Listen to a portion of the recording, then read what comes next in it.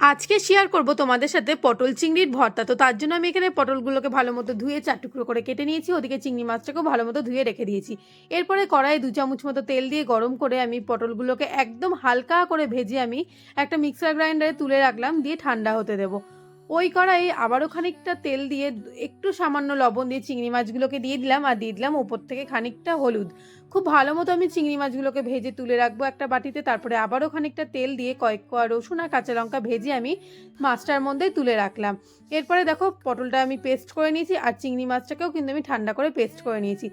তো কড়াইয়ে খানিকটা তেল দিয়ে আমি 2টো শুকনো লঙ্কা ভেজে তুলে রাখলাম, আর ওই তেলেই আমি একটু কালো জিরা ফোড়ন দিয়ে পটল বাটা আর চিংড়ি মাছ বাটাটাও দিয়ে দিলাম।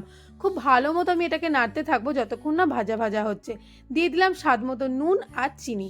এরপরে ভালো মতো ভাজা ভাজা হয়ে এলেই আমার কিন্তু পটল চিংড়ির ভর্তা একদম রেডি। তো রেসিপিটা কেমন লাগলো জানিও, ভালো লাগলে অবশ্যই একটা লাইক